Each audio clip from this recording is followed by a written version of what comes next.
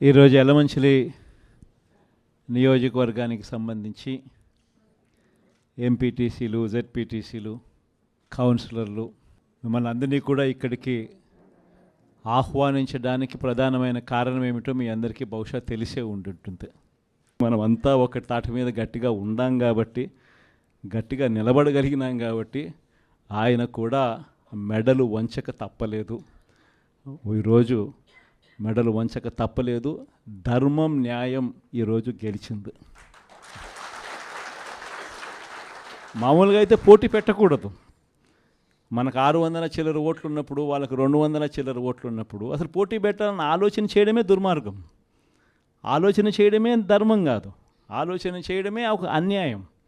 ఎందుకనంటే నీకు సంఖ్యాబలం లేనప్పుడు నువ్వు ఎందుకు పోటీ పెడతా ఉండవు?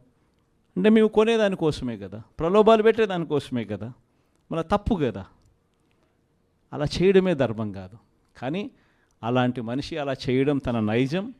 ఆ మనిషి తన అదే మాదిరిగానే చేసినా కూడా వైఎస్ఆర్ కాంగ్రెస్ పార్టీ కార్యకర్తలందరూ కూడా, నాయకులందరూ కూడా ఒక తాటి మీద గట్టిగా విలువలకు, విశ్వసనీయతకు గట్టిగా నిలబడ్డారు కాబట్టి ఆయన తల వంచక తప్పలేదు. మేనిఫెస్టోలో ఏదైతే మనం చెప్పామో ఎక్కడా కూడా మాట తప్పల. మేనిఫెస్టోను మొట్టమొదటిసారిగా చెత్తబుట్టలో వేసే పరిపాలన నుంచి మొట్టమొదటిసారిగా విశ్వసనీయత అన్న పదానికి అర్థం చెబుతూ మేనిఫెస్టోను ఒక బైబిల్గా, ఒక ఖురాన్గా, ఒక భగవద్గీతగా భావిస్తూ ఒక కొత్త నిర్వచనం చూపిస్తూ ఎన్నికల్లో విశ్వసనీయత అన్న పదానికి అర్థం చెబుతూ మనకు ఎన్ని సమస్యలున్నా కూడా చంద్రబాబు నాయుడు ఈ పొద్దు ఏ సమస్యలు లేకపోయినా కానీ సమస్యలు ఉన్నట్టుగా దాన్ని చిత్రీకరిస్తూ ఉన్నాడు. కానీ నిజం చెప్పాలనంటే మన ప్రభుత్వం అధికారంలోకి వచ్చినప్పుడు ఒకవైపున చంద్రబాబు చేసిన అప్పులు ఉన్నాయి, ఆ అప్పుల మీద వడ్డీలు ఉన్నాయి. ఆ వడ్డీలకు తోడు కోవిడ్ అనే మహమ్మారి కూడా మనం పరిపాలన చేసేటప్పుడు కూడా మనకు తాండవిస్తూ ఉన్న పరిస్థితులు. కానీ అటువంటి భయానక పరిస్థితుల్లో ఉన్నా కూడా ఒకవైపున రాష్ట్రానికి రావాల్సిన ఆదాయాలు తగ్గినప్పటికీ, రాష్ట్రంలో పెట్టే ఖర్చు అనూహ్యంగా పెరిగినప్పటికీ ఎటువంటి సాకులు చూపలేదు, ఎటువంటి కారణాలు చెప్పలేదు. ఈ వైట్ పేపర్లని, ఇంకొకటని గత ప్రభుత్వం మీద నిందలు మోపి, కోవిడ్ మీద నిందలు మోపి ప్రజలకు చేయాల్సింది చేయకుండా పోయే కారణాలు ఏ వద్దు చూపించలేదు. ఎన్ని కష్టాలున్నా కూడా చిక్కటి చిరునవ్వుతోనే ప్రతి ఒక్కరికి కూడా, ప్రతి ఇంటికి కూడా మంచి చేస్తూ, ఇదిగో ఈ నెలలో ఈ కార్యక్రమం చేస్తాం, ఇదిగో ఈ నెలలో ఇది చేస్తాం, ఇదిగో ఈ నెలలో ఇది చేస్తాం, ఇదిగో ఈ నెలలో ఇది చేస్తామని చెప్పి గతంలో ఎప్పుడూ జరగని విధంగా ఏకంగా బడ్జెట్లో ఒక క్యాలెండర్ రిలీజ్ చేసి గత 5 సంవత్సరాల పాలనలో కూడా ఏ నెలలో ఏం చేస్తాము అని చెప్పి క్యాలెండర్ రిలీజ్ చేసి బటన్ నొక్కి నేరుగా ప్రతి ఇంటికి డోర్ డెలివరీ చేసిన చరిత్ర గతంలో ఎప్పుడూ కూడా జరగల. దేవుడు దయతో ఇవన్నీ కూడా చేయగలిగాం.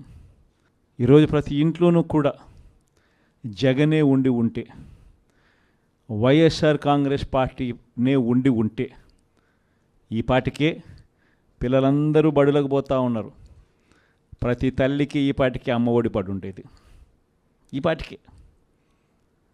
ఈ పాటికే జగనే ఉండి ఉంటే, వైఎస్ఆర్ కాంగ్రెస్ పార్టీనే ఉండి ఉంటే ఈ పాటికే ప్రతి రైతన్న వ్యవసాయంలో ముమ్మరంగా నిమగ్నమై ఉన్నాడు. వ్యవసాయం నిమ్మరంగా పంటలు వేస్తూ ఉన్నారు.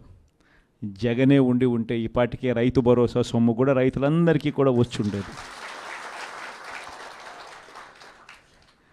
జగనే ఉండి ఉంటే, వైఎస్ఆర్ కాంగ్రెస్ పార్టీ ప్రభుత్వం ఉండింటే ఈ పాటికే రైతులకు 2023-24 సంబంధించిన ఖరీఫ్కి సంబంధించిన ఇన్సూరెన్స్ సొమ్ము కూడా కనీసం ఇంతవరకు ఈ ప్రభుత్వం ఇచ్చిన దాఖలాలు లేవు.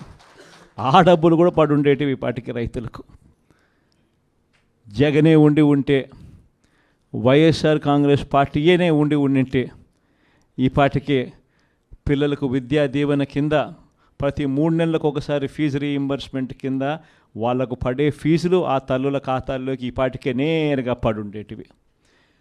అదే తల్లుల ఖాతాల్లో పడాల్సిన ఫీజు రీయింబర్స్మెంట్ విద్యా దీవెన మామూలుగా ప్రతి 3 నెలలకు ఒకసారి ప్రతి త్రైమాసికానికి అయిపోయిన వెంటనే ఇచ్చే పరిస్థితుల నుంచి ఇప్పటికే 2 త్రైమాసికాలు దాటిపోయాయి. ఇంతవరకు విద్యా దీవెన డబ్బులు ఇంతవరకు ఇవ్వడంలా. వసతి దీవెన డబ్బులు ప్రతి ఏప్రిల్లో మామూలుగా ప్రతి తల్లికి కూడా వసతి దీవెన కింద ఒక ఇన్స్టాల్మెంట్ పడేది. ప్రతి పొదుపు సంఘంలో ఉన్న అక్క చెల్లెమ్మకు 0 వడ్డీ కింద ప్రతి ఏప్రిల్లోనే మామూలుగా అయితే 0 వడ్డీ డబ్బులు పడుండేటివి. అవి కూడా పడకుండా పోయాయి. మత్స్యకార భరోసా పడలేదు, నేతన్న నేస్తం పడలేదు, వాహన మిత్ర కింద కూడా పడాల్సిన సొమ్ము కూడా మామూలుగా జగనే ఉంటే ఇవన్నీ కూడా సాఫీగా జరిగి ఉండేటివి. ఈరోజు ఏం జరుగుతూ ఉంది? ఒక్కటి కూడా పడకపోగా జరుగుతూ ఉన్న దారుణాలు ఏమిటి అని అంటే, చదువుల రంగమే తీసుకుంటే అప్పుడే టోఫుల్ అనే ఇంగ్లీష్ మీడియం, టోఫుల్ అనే సబ్జెక్టు, టోఫుల్ అనే పీరియడ్ పిల్లలకు గొప్పగా ఇంగ్లీష్ నేర్పించే సబ్జెక్టు, గొప్పగా వాళ్ళు ఇంగ్లీష్లో మాట్లాడే పరిస్థితి ఉండే టోఫుల్ అనే పీరియడ్ను ఎత్తేసినారు.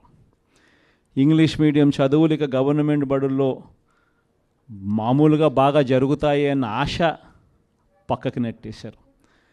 గోరుముద్ద ద్వారా రోజుకొక మెనూతో చిన్న పిల్లలకు పెట్టే భోజనం ప్రశ్నార్థకం అయ్యింది.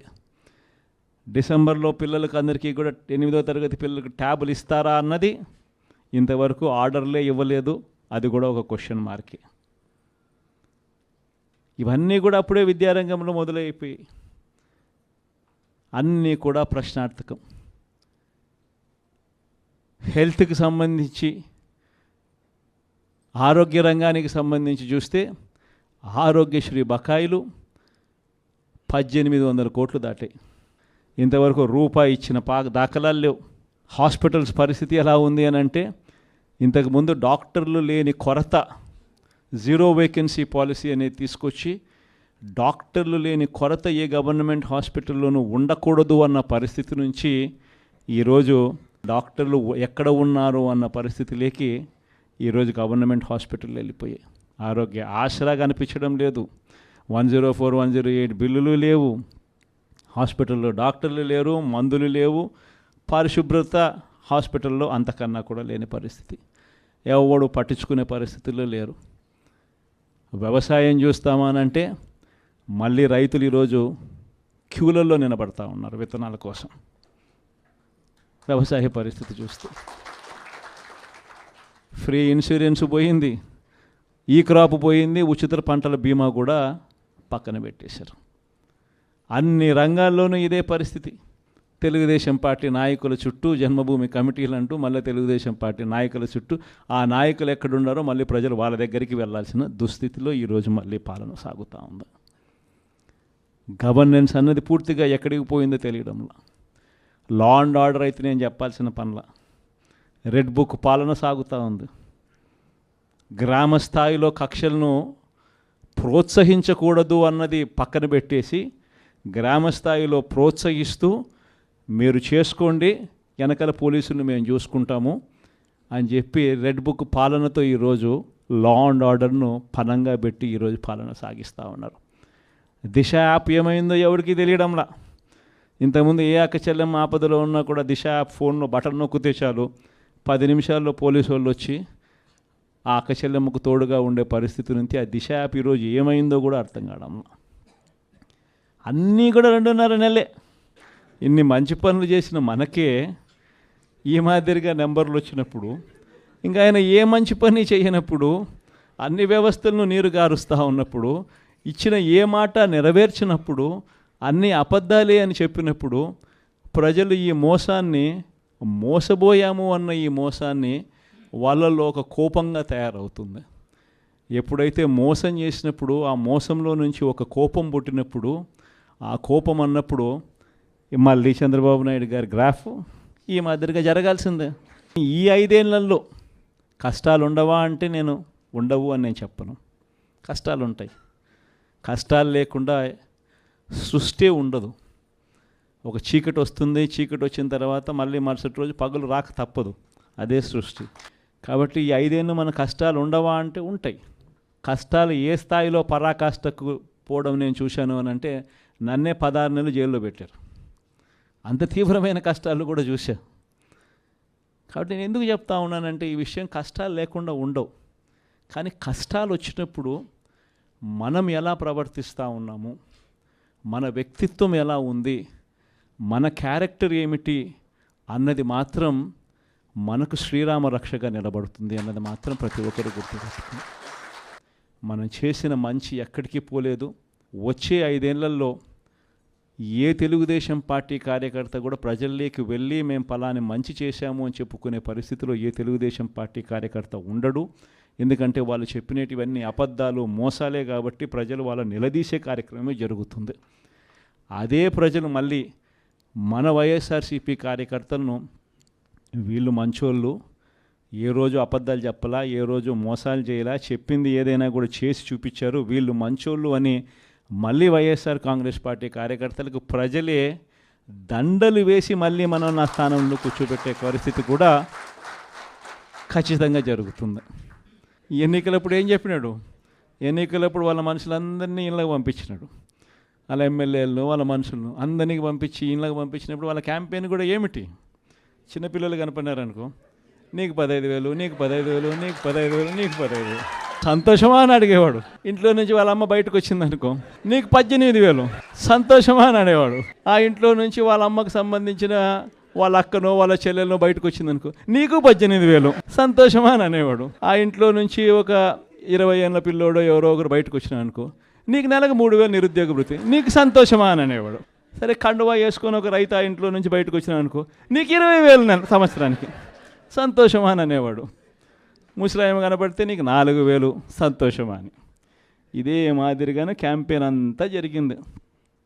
ఇదే మాదిరిగానే క్యాంపెయిన్ అంతా జరిగి ప్రతి ఒక్కరి చెవులోనూ కూడా పెద్ద కాలీఫ్లవర్లు పెట్టి అందరినీ మోసం చేసి ఈరోజు ఇప్పుడు ఆ స్థానంలో కూర్చొని ఉన్నాడు.